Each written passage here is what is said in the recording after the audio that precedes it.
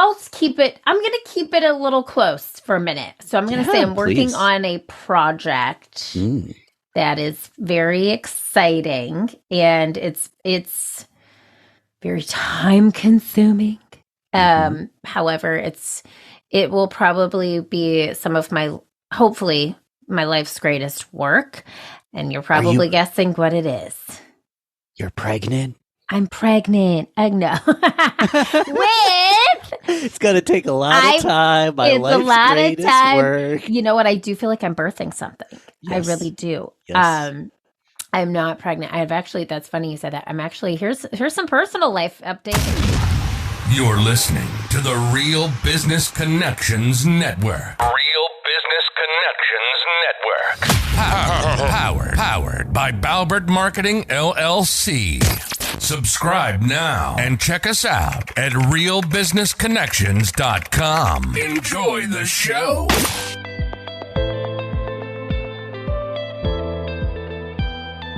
Welcome, everyone, to Learn, Speak, Teach, powered by Balbert Marketing, LLC. If you love to learn, be inspired, and succeed, we're here to speak and teach. I'm your host, Ben Albert. I believe if you're not living, you're dying. If you're not growing, you're withering. And if you're not engaged, you can turn this off right now. Because we here at LST are lifelong learners. And listen, I'm not your guru. I'm an ordinary guy on a journey to learn from the experts. My goal is to host each conversation with a beginner's mindset. Learn and let the experts speak and teach their truths. Join us! Oh yeah, and don't forget to subscribe. This episode is brought to you completely free. Get some stake in the game here. My fee for the show only takes a few moments. If you gain value from the episode, personally share with a friend and explain your favorite part. Bonus points. Please leave us a review on Apple, Google Podcasts, or anywhere you listen to the show. All right, let's get started. Welcome, everyone, once again to Learn, Speak, Teach on the Real Business Connections Network. I'm here again, round 2, part 2, second time. That means we've done it before. Erin Diehl. Erin, how are you? Oh, Ben, I'm so good. It's good to see you again. Feels right. I feel like I've been here before. Deja vu, but it's real, actually. So it's fun. I'm here for this round 2. Guys, I literally wanted Erin back just to talk to her more because she's incredible. She was episode 21 of Learn, Speak, Teach, this segment of the show. I actually just replayed that, so check out the show notes or check out the feed if you want to start there, because we got a little bit more into like the history and the background. But I do have one question that we talked about in the first episode that together, Ranch Baby. Yeah. How's Ranch Baby doing? Man, when you told me that a minute ago, I was like, wow, Ranch Baby. Because that's the evolution of time right there. Mm-hmm. Haven't thought about Ranch Baby in a hard minute. But Ranch Baby, just for those of you who did not go back, was a ranch bottle. And it was, what was it? Hidden Valley Farms, to be exact. A Hidden Valley Farms ranch bottle that my son, who was probably 2 at the time, decided to adopt as his baby doll. And there was ranch in the Ranch Baby. He would stroke Ranch Baby's back. Ranch Baby would get back rubs. Ranch Baby would cuddle. Then we had to let go of the ranch in Ranch Baby because Ranch Baby started to smell. And one day, we have no clue how this happened, Ranch Baby disappeared. And it was a little traumatic. There was some trauma. But we have more ranch in our fridge now. And now he's, I think, grown past. He's gotten through the trauma of losing Ranch Baby. And now we have a couple of ranch daddies, because they're really big bottles of ranch in the fridge that we look at. But that's so funny because he sort of dropped it. It's as kids do. And haven't thought about it, in a long time, which is hilarious. So thanks for bringing it up. That was a good memory. That's a core memory. That's a core memory. Yeah. Any other things you've dropped? So when we first talked, we were kind of like in the middle of the pandemic, the uncertainty phase. And as the listener probably already knows, like you do live improv presentations and it's interactive and possibly there's touching and moving and dancing and not 6 feet. And the pandemic was quite difficult. We talked about that a lot in our first episode. What's new? Is there anything that you've dropped or started? What's brand new and exciting that you've been working on? Oh, man. Well, I've been dropping F-bombs. Okay. And not the swear word kind. I actually started keynote speaking, which I don't know when we chatted last if I was doing. I was in the process of starting, but I'm going to tell you, I had a couple flops in there. Okay. Everybody has to have those flops. And I will tell you again, that's where we learn the most. But then I started doing these live in person, which is exciting. Yeah. Had done quite a few virtually and had a couple of flops in the beginning. And now I am proud to say I am doing F words at work is the title of my keynote. Okay. And dropping F-bombs. So when you said drop, I immediately went to that. And I've been doing it all over the US and it's been really exciting. Lots of travel now. So back in person, some virtual work still, because there's so many teams virtually, but doing that. And I mentioned to you, and I'm going to put this out there, Ben, to your audience. This is top secret knowledge.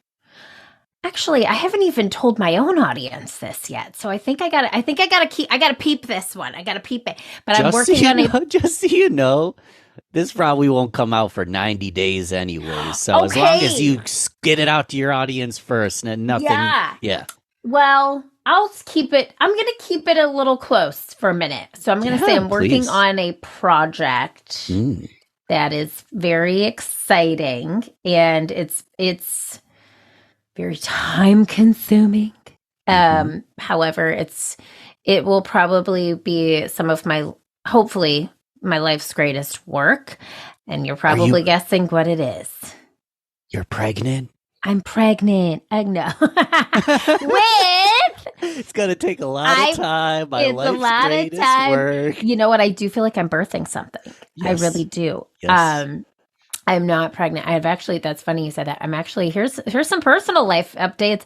My husband and I have officially decided we're one and done. And congrats. Thank you. No, it feels like the right choice. So Ranch Baby should only have, the only other child in my house right now is Ranch Baby besides my son, Jackson. But no, I'm working on some projects that I'm really excited about. It does feel like I'm birthing something, if I'm being honest. Like it really does. And my team is just crushing it. So proud of them. 2022 was our best year that we've ever had as a business. Amazing. And that was a long time coming after 2 years of surviving. So we're here. I'm turning 40. I told you this. And I'm just trying to really enjoy life and celebrate and live in the moment and be present to the priorities in my life. Enjoying life. You're on the up with your 2022 best year yet. Are you ever like afraid that you're done failing and like the whole failfluence or fail? Yeah. Like no more failures to be have. Like you're just like riding on a cloud or do you still continue to fail? Oh, I just failed like a second ago. No, I mean, truly, I've had some major fails in the past few years, like massive. And I call those my WTFs, worst terrifying failures. Worst terrifying failures, yeah. WTF. Boom, okay. My WTF. And then I say for the TF in that is not terrifying failure. The TF are tiny fails. So those are things that happen on the day-to-day, the mundane fails. Like, for example, this morning, I fell asleep last night with my phone uncharged and it died. I didn't have an alarm, which is bad. I should have a normal alarm. So I woke up late and I missed my morning workout, which is a huge priority to me. So I ended up just doing it anyway and rushing here. And now I have day 5 hair on your podcast. So this is day 5 unwashed hair. But I'm okay with that. I failed at getting up this morning. So it's like, I'm going to fail every day. There's going to be tiny moments, tiny things. And then there's going to be so many more WTFs in my life. And what I have really, really gleaned on the flip side of those WTFs is every single one of them was there to teach me the lesson that I was supposed to learn so I can then teach and fail fluence others. So if I don't fail, what am I going to talk about? No, I'm just kidding. But what if I don't fail, I'm not learning what life put me here to do. And we all make choices. And sometimes those choices end up in failure, and that is okay, because as long as there is a lesson, there is progress, and we can grow and continue to evolve from it. Evolution. Yeah, here for that. Can I ask a tricky question? Are you open to it? Give it it's to me. boggling through my mind right now. Yes. So you know how, like, let's say you're looking to buy a Subaru and then suddenly every car on the street's a Subaru? Uh-huh. If you talk about failure, is it going to cause more failure? Oh, am I going to manifest more? Like, let's say you go up for your big keynote, you're going to drop some F-bombs, and then you drop the wrong F-bomb and get in trouble, but you're the fail-fluencer, so that's normal, but you wouldn't have failed if you hadn't attracted it. Yo, that is really interesting. Is that too meta? Ben, it's the best question ever.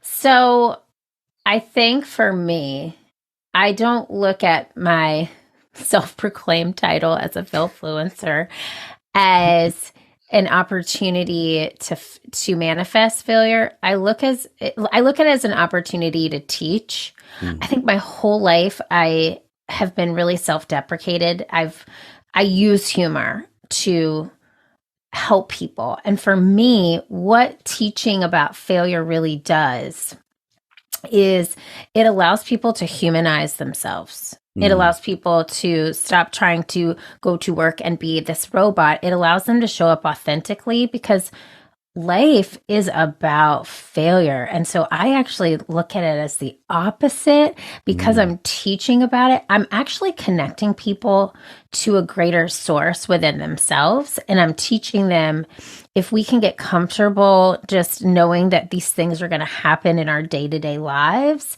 then we build that failure muscle. And those WTFs, those worst terrifying failures that come up, they don't seem as daunting when we celebrate the small failures and reframe them. So for me, I feel like what I'm actually teaching through failure is inner peace and freedom. I love this. Yeah. And for me, I went through like a whole self-healing journey actually, that's what's new. I'm new, Ben. I am new. That's it. Whole new deal? Whole new deal. I had a very transformative 2022, having a good business year, but having an evolution of myself through chronic pain. I discovered I had a lot of unprocessed emotions that I had to deal with. And I went into somewhat of a healing cocoon. I'm giving you Cliff Notes version. And I came out the other side more connected to myself than I have ever been. So I feel like through my body screaming at me, I actually listened and connected to myself. And through that connection, I've actually been able to really connect more with my audience and with audiences that I get to serve and people I get to meet. And it feels the most grounded and authentic version of myself that I've ever been. Amazing. Yeah. So healing cocoon, Cliff Notes version. What did you do in that cocoon to rebirth this to someone new? What were some of the things you did during that period? Yeah. And I really like that metaphor of a cocoon, like a caterpillar, cocoon, butterfly. Like it's true. Like it's so true. So let me give you the Cliff Notes. You could, we've got like a half hour. So okay. All right. This is your story. This is your story. If someone doesn't want to listen, guess what they can do? You can press pause and then leave Ben a 5-star review. That too. All right, go on. So here's really the Cliff Notes version. Was I was in chronic pain. Like I had shoulder pain on both of Yeah. my shoulders that lasted for 2 years. I went to doctors, I went to chiropractors, I went to, specialists, and I had blood work and I had x-rays, and no one could tell me the source of this pain. No one.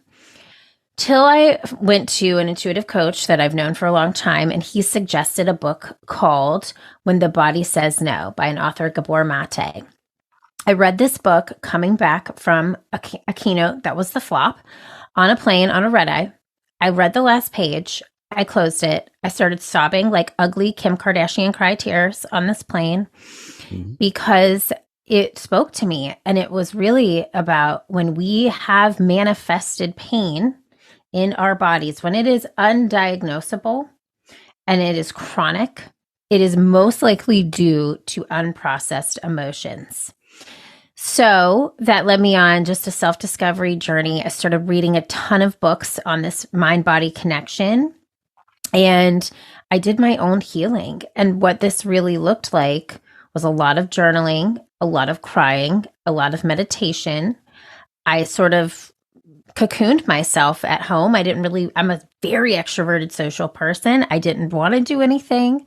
And I allowed myself to shift through the past 5 years of my life, which were years of infertility, which led to a miracle baby, which led to my business in the pandemic almost shutting it down and losing my identity, which then led to my mom almost dying in a stroke.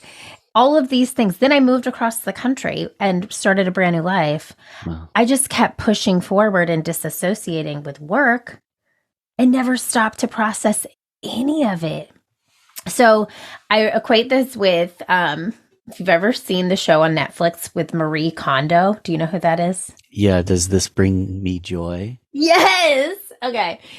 So what she does, if you've never seen it, she goes in homes and she organizes rooms and closets. And at the time, I looked at my brain as like a very disorganized closet. And there were lots of or I won't say open drawers, but every situation in my life seemed like a drawer and that I had not processed. So I had to open the drawer, and that drawer looked like the junkiest junk drawer you've ever seen in your life. Like it was so piled with crap. And I had to go through it, look at what no longer served me or sparked joy, tell that emotion, thank you, forgive myself, and then reorganize the drawer. And that took time, a lot of time and energy. And I had to, take care of myself and my family in the process and my business. So I didn't really like cocoon, but for me, it was cocooning because I said no to a lot of things. And I emerged way more connected and just spiritually aligned, physically aligned, and mentally aligned than ever. So yeah, it was through so many failures that I had to do that I never processed. Everything in this whole narrative, what's screaming at me is awareness. And, it's hard to see the forest when you're part of the trees, and taking the time to leave the forest and to look upon the trees and get a little bit of awareness. And it kind of weaves back. You were saying how, acknowledging our failures and being aware of them is what I'm hearing allows us to almost move forward with grace and with confidence and build our muscle for failure. I'm on a tangent, but it reminds me of like in meditation, they teach you like if your mind starts to go to this weird, crazy negative thought and it's wandering and it's making you mad, you can label that thought because that thought is a part of you, but it's not all of you. I call that thought Charles. I don't know why it's Charles. I love that. I love it. Do you know I named my anxiety? I didn't name my thoughts, but I named mine, and he's Gus. So you've got Charles, I've got Gus. I love that, Ben. Always a simple male white name for some reason. Oh my God, it is. It is. Yeah, that is so true. God, I know. Why we won't go there, but No, that could be a whole podcast for you. they'll know. Yeah. Oh my God. Well, yeah, it's so true. It is awareness. I wasn't very aware of any of those things because, and so what that's actually leads into, that manifested for me into physical pain. So what I've read and what I'm not a doctor. So anybody listening, I don't have a PhD, but I am a PhD. Pretty huge deal. Because Deal's my last name. And I just had to get that in there. But I will tell you that because I was not aware and because I was not listening to my body, or I kept attacking myself with negative self-talk, or I really just kept people disassociate from emotions in different ways. And for me, that disassociation was in work. I overworked. And I threw myself into just anything and everything that allowed me to escape my mind. And once I actually settled and listened and sat in silence and journaled and meditated, I love meditating. I found the answers, and no doctor, no therapist, no one in the world could have shared with me what I found in my own voice. And what happened was my body, my mind created all of this pain in my body. And the body sometimes, when you don't process emotions, will manifest itself in disease and physical pain. And for me, that physical pain was in my shoulders and back. And I'm talking about like I couldn't even sit at my desk. It hurt so bad. I had every ergonomic chair known to man sent to my house, neck pillows, footrests. I had like rolling balls. I had everything to try to alleviate this pain. And it would be so tense. I'd go to bed at night and cry because it would not stop. And so it's so interesting because as soon as I realized that connection and I started going through the healing process, it did not happen overnight. Once I told myself, I am healed, I'm getting better, that pain went away. And it comes back. And I'll tell you what I find really interesting is, and I just heard this from an energy healer the other day, your right shoulder, which was where the most of my pain sat, is where you carry the weight of the world. And so that's where I felt the pain, because I was essentially pleasing everyone in my life except myself. I'm a recovering people pleaser, I'm a perfectionist. And I really took on a lot of things for a lot of people, but I never sat and did that for myself. So when I feel that pain come back, I literally ask myself, what do I need to put down? Whose energy or what energy am I taking on that's not mine? And I have to recenter myself and realign myself because I know that I'm out of alignment. And I feel like for me, this may sound really woo-woo to a lot of people, but it has been the greatest evolution, and it has changed the way I show up for myself, for my family, for my friends, and for my business. Wow. And it's really, really changed my life. Changed it. You don't have to carry that weight. Sometimes we have to carry some weight, but it sounds like you were lugging that weight around for quite some time. Right shoulder. I had never heard that. Isn't that cool? It is cool. I mean, it's not cool that I had to carry it. It was heavy. It was a heavy load. But it is cool. And it is so accurate because I literally at some points in 2020 was like on my knees begging the universe to like help me. I was like, I can't take anymore. So I completely have changed. That's what's new, Ben. You know what? You know what's the best part? Now what? You get to be a butterfly. I know. And, I'll probably have to do the caterpillar walk again, get in that cocoon at some point and do it again. And it's interesting you say that. So when I was younger, I moved a lot, which is probably where the people pleasing started. Mm-hmm. And I remember moving from middle school to a new school from Tifton, Georgia to West Bloomfield, Michigan for high school. First of all, I had the craziest Southern accent. It was really nuts. And when I was in middle school, my best friend at the time was a bully. She was not nice. And I remember thinking, I get to restart my life in this high school. Like I was actually, excited about it. And so my symbol for myself was a butterfly. And I just leaned into this, and my room had butterflies all over it.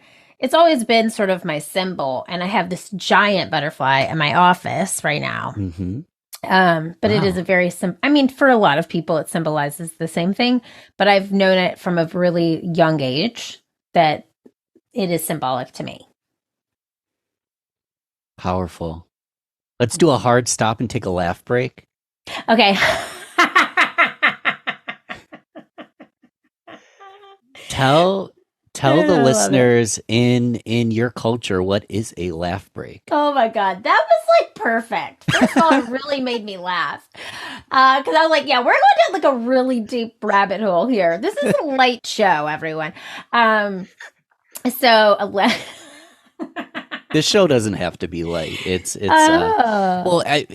just to kind of affirm, like, I appreciate you sharing your story. It gives people permission to realize that, like, we all go through these dark moments, even if we feel like we're up at the top. And, it's a business related show, but who we are as a person and how we show up for ourselves and how we show up for our mental health makes us better business people. And you're a striking example of that. So I appreciate it. Oh, you're so well. Thank you. And I'm messing with you too, because I loved that segue. It was so funny. I killed the segue. No, you made me laugh because I was like that got me good. So what is a laugh break? Yeah, okay. So this was born in the pandemic through, I saw all of my hilarious 22 improv professionals who are crushing it on stages across the U.S. in improv comedy sitting at home. I saw corporate America sitting at home on Zoom after Zoom. I called myself a zombie. I was so sick of it. I was like staring at myself all day and this camera. And so I said, what could we do to bring laughter and levity to their Zoom meetings? And laugh breaks were born. And laugh breaks are short form improv sets for your team meetings. They could be 20 minutes, 30 minutes, 45 minutes.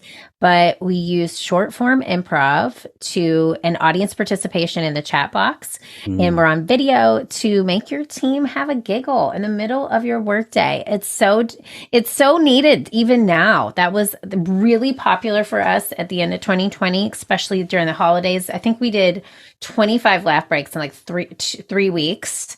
Wow. In a holiday season.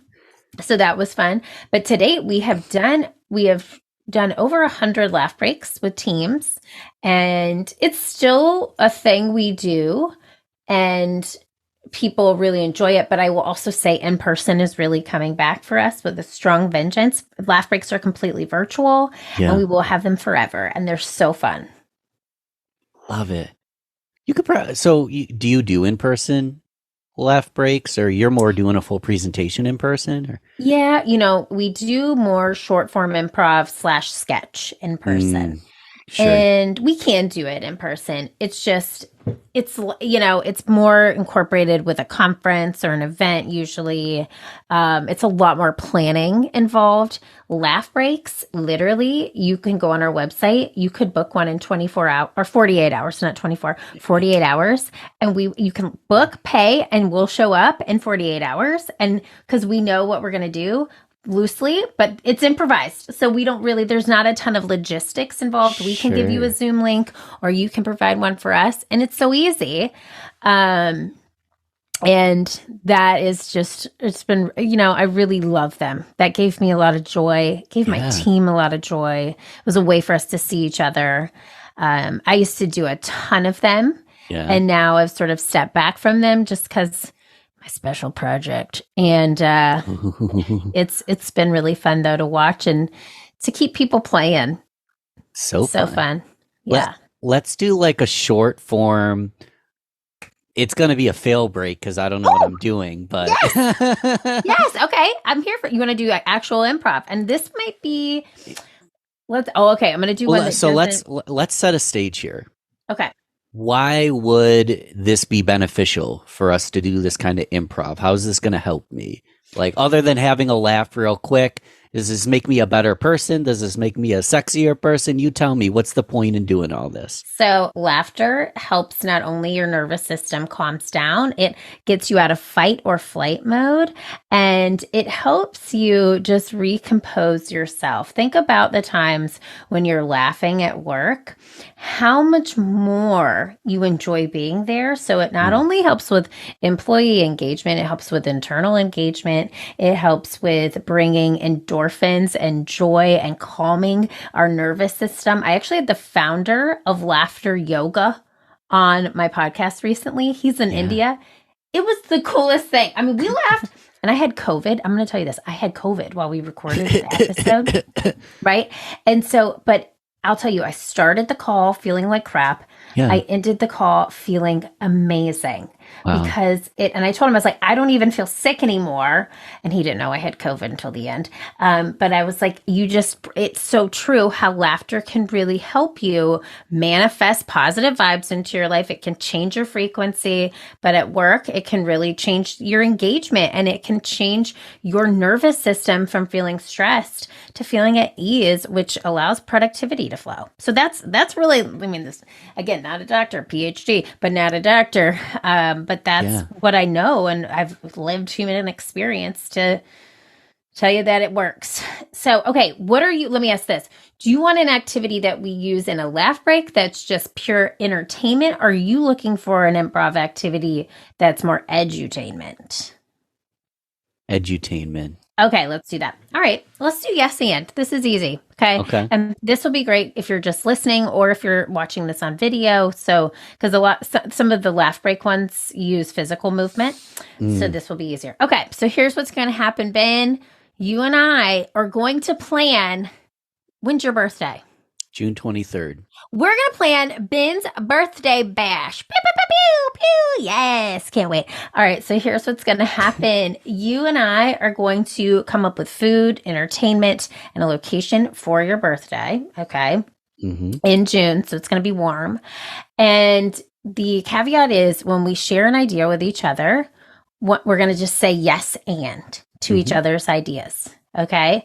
Now, as this progresses, you're going to keep yes anding. I might change what I'm saying to you. Okay? So you just keep yes anding every idea I say. That is your direction. Okay, so I'm yes anding. You've got something else going. I need to get out of my head just yes and you're going to do something different maybe? I'm going to yes and you for a little bit and then I might change it up. Okay, I'm nervous. You can do this. You got this. All right, here we go. I'll start. Yes, and we are going to plan this party in Vegas. And when you get off the plane, you get a puppy. I get a puppy. Can it be a Doberman? Wait, you got to start with yes, and. Yes, and it's going to be a Doberman.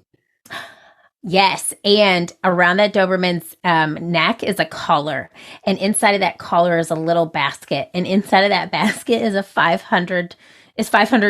They don't make $500 bills. $500. Yes, and I am going to the casino with that dog and that $500 because I'm going to turn that into 50,000 Vegas, baby. Yes, and once you get that 50,000, we're going to call Beyonce, and she's going to come and perform at your party. Yes, and Beyonce's going to come, and Jay-Z's going to come, and then Kanye's going to come and shake things up a little bit and probably piss everybody off, but that's beside the point. Yes, and he's also going to bring his ex-wife, Kim Kardashian, and Kim is going to give everybody free Skims. Yes, and what's a free Skim? It's her product line. You know, it's like a whole thing. Yes, and it'll be the first time I get a free Skim. Yes, but I'm not really sure if you want a Skim. They seem really tight. Yes, and it'll be a great opportunity for me to try it for the first time. Yes, but I'm not sure if I actually want Kim there. Maybe we choose somebody else. Yes, and we can have the rest of the Kardashians then. Yes, but not Kendall because Kendall's boring. Yes, and Vegas will make her the life of the party. No, I actually am not sure if Vegas is the right choice for your event. Yes, it's not the right choice. We can do something closer to home. No, I still think we should travel somewhere, but it's not Vegas or anywhere near your house. Yes, okay, we're going to travel, but not Vegas. We can travel to how to Spain. Let's travel to Spain. No, I don't like the wine in Spain. It's just like it's not good. Every time I Yes. have Spanish wine, I'm like, Yes, and that's why there's water and ocean? no, I don't like water. Okay, Ben. Okay, see, this is what happens is like once we start going negative, we have to cut it because Yeah. it starts to just be poop. So let's talk about this in a sense. So when I was yes anding and you were yes anding, how did that feel for you? Good. Was there momentum? Like what felt good about it? It's well, there's just there's momentum, there's camaraderie, there's teamwork, there's listening. I mentioned the Kanye thing because again, you're not necessarily supposed to do this, but in my head, I was trying to be funny because he's off the wall. But even bringing that up is slightly negative. Like we had like a plan we were building together, and even if we disagreed, we could disagree by making suggestions without like demeaning each other. Yes, you redirect the no. That was perfect. Yeah, Yeah. you did that. And I didn't say no to Kanye. I just said yes and bring Kim, right? And so that sort of changed the vibe too. I didn't negate your idea, but then I did come in with yes, but. So how was that? How did that feel? I knew what you were doing. Yeah. It went from let's have fun together to I think I have a challenge in store. So in my personal state, I was like, this is going to be interesting because I want to show up and I know she's going to butt me, but I can still do this. But if I didn't see it coming and there was not context, I'd be like, why am I having this conversation with this person? They're a negative Nancy. She is not the real deal right now. I am upset. Yeah. And then I came in with the no and told you like it's over, right? Is that okay? Yeah, tell me you more don't about like that. you don't like Spanish wine. You're not coming to my birthday anyways. But it definitely like you can and if let's say so we do this, you can do this with a partner, you can do this with a small group of people. Yeah. And if you have the small group of people, what will happen is we'll have yes ands go on for a while, and then facilitators will whisper in one person's ear, "You're the yes but," and so there's one person yes butting, and everybody else is still yes anding.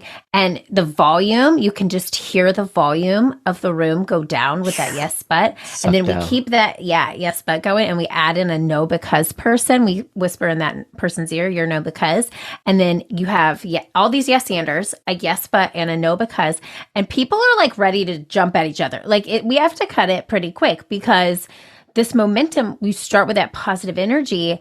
It gets sucked up by the yes, but and the no, because. And the whole purpose of this is to show you that redirecting the no adds to innovation. It does not stifle creativity. It creates creativity. You're creating. It brings abundance to your business and to ideas. And so when you add in that yes, but it's like a no dressed up in a fancy tuxedo. You're saying yes, but there's a caveat. And then the no is just a fun squasher. It squashes all the ideas and there's nowhere to go from that. That's why I felt like I had to cut it pretty quickly because we weren't getting anywhere. There's nothing for us to say at that point. The only place we were getting in that analogy is you were losing your invite. Exactly. Oh, hey-oh. I know. And that's the truth. Because I'll tell you, people like definitely feel, it's a forced activity, but it gets emotions flowing in meetings. And then I'll ask people, this is my favorite. Have you been in a meeting recently where this actually happened? Sure. And almost always many hands go up, not everybody, but mostly. And really what this is it's a way to teach people you don't have to agree. Like yes and does not mean you have to agree, nor does it mean you have to do every idea. It just means that you have to acknowledge the person who spoke, that you have to give credit to that person, because ultimately by sharing an idea, you're giving us the gift of your communication, and we want to say thank you. It really is a wonderful teaching tool. This is one of the broadest ones that we do. It's just all encompassing, but it's so fantastic to watch and to witness people have what I call the aha, haha moments. It's those, the moments where their light bulb goes off and they understand and they're laughing at the same time. So, yeah. Let me ask you this then. What if I'm listening and I'm like, oh, I think I might be a no butter. I think I might be just a knower. And they're not proud of the fact that they might say no but more than they want. Well, what would you say to that person who's like, I think I know but more than I would like to? So I would say first of all, awareness, just like my own journey, is key. And when you notice yourself doing that, try to replace it. And physically for the beginning, use the words yes and. Mm-hmm. And allow yourself to say, yes, that's a good idea. How about, it doesn't have to be yes, and it could be like, oh, that sounds interesting. How about we look at this option? Right. It's really just redirecting the no to a more positive space. So even if the idea doesn't seem like something you really want to do, it's really not. This is what I tell people all the time. Communication is not about you. It's about making the person on the receiving end feel seen, heard, and valued. Mm-hmm. And so if you can redirect the the no mm-hmm. with a more kind and loving approach, that person that you're talking to, let's say it's a direct report, they're going to want to come back to you with more ideas. They're not going to feel like their creativity is stifled or that innovation is squashed because you've listened. And even if you never take the idea that they came to you with in the first place, but you redirect it, you're helping them build a new idea. You're helping them. Yeah. You're coaching them using yes and. It's a mentorship versus a dictatorship. And it's really cool to witness it in practice. If you are a no because person, that's okay. You have the ability to reframe it. You have the ability to change it now. Yeah. You jump in the cocoon if you need to. That's right. Feels good sometimes. It's like a nice snuggie, you know? Well, because if I'm a no but person today, that doesn't have to define who I'm going to be tomorrow. That's it. You can reemerge a yes and butterfly. Yes. You've got to create something. Do you have like a graphic designer that can make one of those, a yes and butterfly just flying through the wings saying Can I plug something that's a freebie for your audience? Yeah, because I have something. It's actually called the Play Your Way into Wellness Workbook.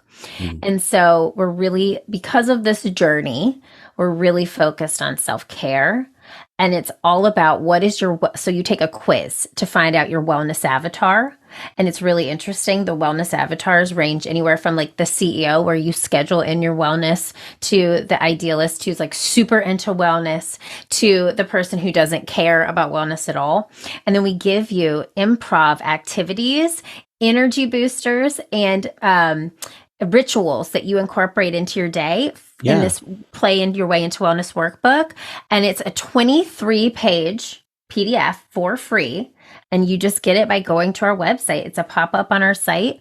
Or I can give you the link too if you want to drop it in the show notes. But there is an activity called the Hungry Caterpillar, which helps you redefine your goals using a caterpillar, cocoon, and butterfly metaphor.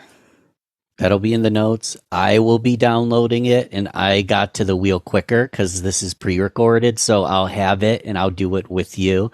And another thing I guess we should plug, and then I want to end with a boom, your podcast, because people can listen to you on a weekly basis there, right? Introduce your show. Thank you, Ben. It's called the Improve It podcast. We just started releasing 3 episodes a week. What? I know, it's kind of crazy, but here's why. Because a lot of our shows are so jam-packed with content. Sometimes it feels like a lot jammed into one episode. So now we're chunking them down. They're about 20 minutes each, and you get 3 a week.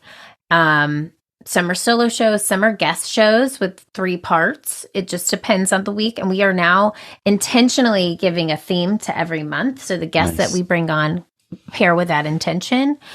And that has been an evolution because it was actually called the Failed It podcast at first. And now it's the Improve It podcast. And now she's on, I think, Improve It podcast version 4.0. Like she just constantly evolves. And she's a she. Okay. But, you know, no gender. Gender is a construct, but I just call her she. Yeah. And, it's a really great show. We interview authors, entrepreneurs, comedians, my team. It's really fun. It uses improv. If you liked learning about what we talked about today, it's all infused with improv-based methodologies. So I can learn from you. I can learn from your mentors, your peers, and your team members as well. So I can get to know the culture of Improve It. That's it, Ben. And it's like, I got to tell you, we have the best team in the whole world, like the best. They are just solid human beings that care about people. And that's who listens to the show, people who care about people. People who care about people. So if that's you, it's in the show notes. So as a bang at the end, we can do one of 2 things. We can do the rapid fire round, which I'll just spit out rapid fire questions, or we can do a short exercise. I wrote a couple down and we can kind of pick one and do like another little thing. Ben, I'm going to give this as dealer's choice. Okay. So you I wrote a few down. Okay. I'm going to just say these really quick because they're all fun exercises that I haven't done. So we go through the alphabet, only asking. We go through the alphabet in our conversation, so everything has to start with the next letter. Question game, so we questions only conversation, or newscast where we create something fake on the spot. So it'd be interview style, but just let's do the alphabet. That one is so fun, and I haven't done that in a long time. All right, so you know how to play, right? Well, you want me to set it up? You can set it up. I just assume I start with the letter, right? Yes. So here's what's going to happen. We're going to have a conversation, but the first word of our conversation has to go in sequential order of the alphabet. So Ben, you would start with the letter A. So the first word of your sentence has to start with A. After, you can only be like a sentence, and then I'll pick it up with the letter B to start my next sentence, and then you'll do C, I'll do D, E, F, G, all the way to Z. Let's do it. I need like a alphabet list next to me, but let's do it. I know. Okay, wait, let me give you a suggestion to start. How about that? Your suggestion is beach, because I'm looking at your beautiful beach background right now. But I'm starting. Yeah, with the letter A. Are you ready? I'm ready. Oh.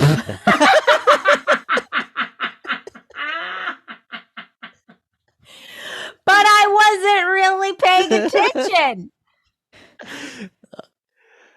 Cool.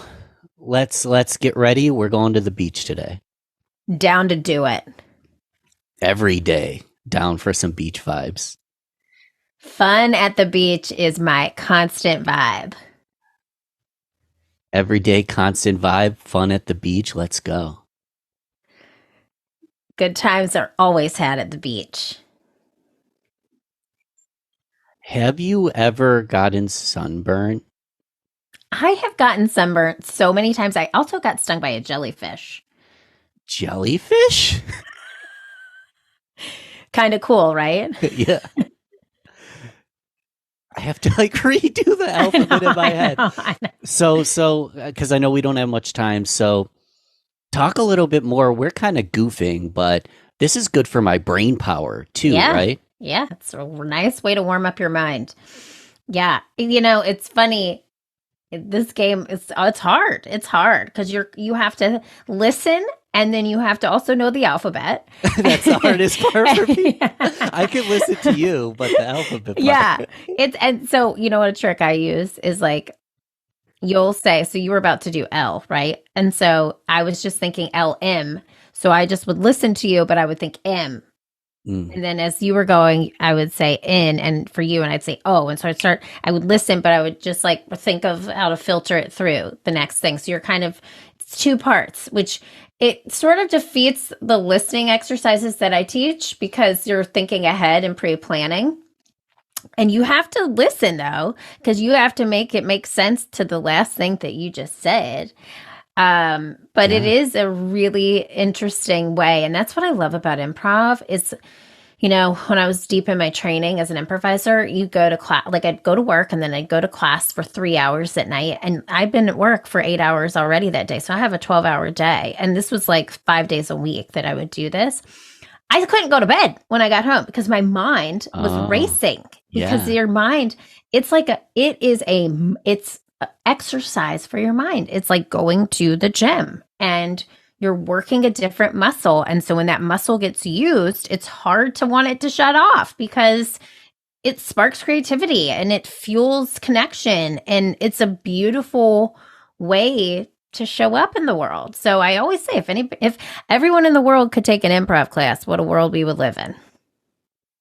That's a call to action for you guys. Sign up for a local improv class, or you can sign up for a Zoom one if you're more comfortable.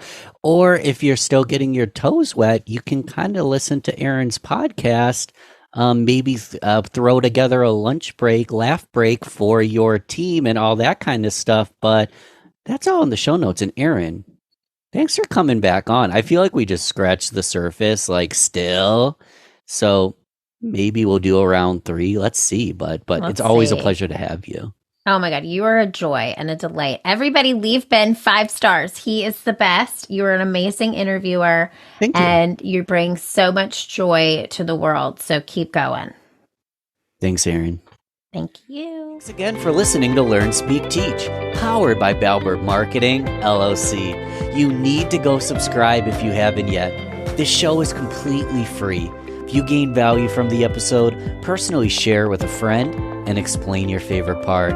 Leave us a review on Apple, Google Podcasts, or anywhere you listen to the show. All right. Thanks once more for listening to LST. I am so grateful. Talk to you soon. Hi, everybody. Listen to Learn, Speak, Teach with Ben Alpert. Ben is the real deal, and Deal is my last name.